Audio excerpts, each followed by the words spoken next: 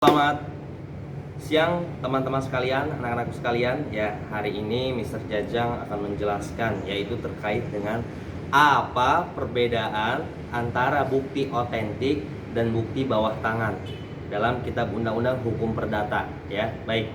Kemarin ada yang tanya, Mister, apa sih perbedaan antara bukti otentik dan bukti bawah tangan? Ya, nah, Mister akan menjelaskan. Baik, anak-anak langsung saja ya. Yang dimaksud bukti otentik menurut pasal 1868 Kitab Undang-Undang Hukum Perdata itu adalah bukti atau perjanjian atau kesepakatan yang dilakukan atau disaksikan atau dicatat oleh pejabat umum. Nah, yang dimaksud di sini pejabat umumnya adalah notaris, ya. Jadi sudah bisa dipastikan ya, yang dimaksud bukti otentik adalah bukti perjanjian segala apapun itu yang dicatat di hadapan pejabat umum. Nah, ini namanya bukti otentik. Apa keuntungannya, Mister? Jadi bukti otentik ini, anak-anak sekalian, adalah memiliki kekuatan hukum yang tepat dan sempurna. Ya, misalkan begini. Jadi tidak perlu nanti ketika kita di pengadilan hakim itu menanyakan ke sana dulu, ke sini dulu, kemana dulu, ke sana dulu, nggak perlu ya. Jadi cukup hakim itu melihat bukti yang tertera di surat atau di akta atau di perjanjian itu, dan hakim akan memutuskan ya udah sesuai dengan yang tertera di situ, tidak kemana-mana dan tidak melenceng. Itu terkait dengan bukti otentik. Jadi bukti yang sah, sempurna di mata hukum. Karena dibuatnya memang di hadapan pejabat umum yang telah ditunjuk. Misalkan begini ya, kalian nanti suatu saat ada bisnis dengan teman kalian, entah itu bisnis properti apapun itu ya, pinjam uang.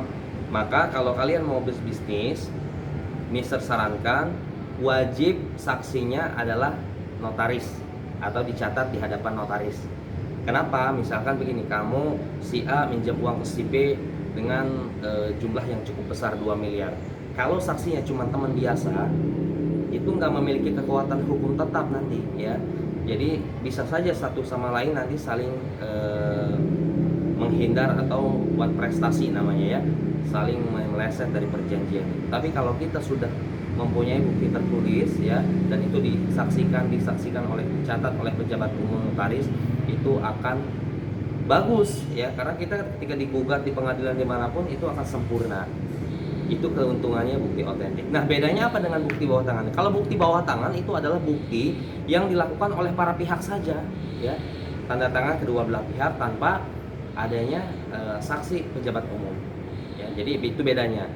Bukti otentik disaksikan di depan pejabat umum. Kalau bukti bawah tangan tidak ada pejabat umum, hanya para pihak saja.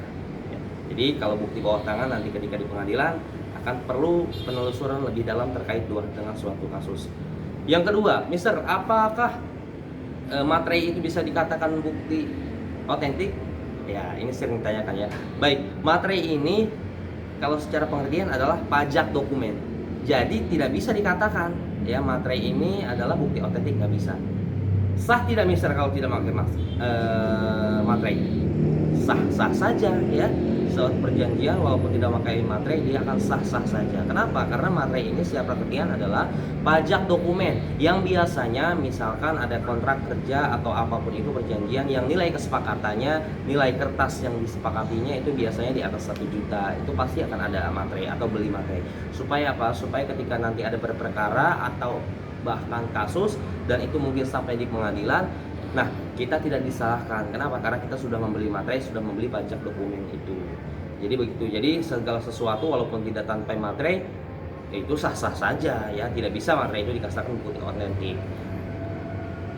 Kemudian baik, itu saja mungkin anak-anak sekalian ya yang untuk pertemuan minggu ini ya. Terima kasih banyak. Sekali lagi kesimpulannya adalah bukti otentik adalah bukti yang dicatat atau disaksikan oleh pejabat umum.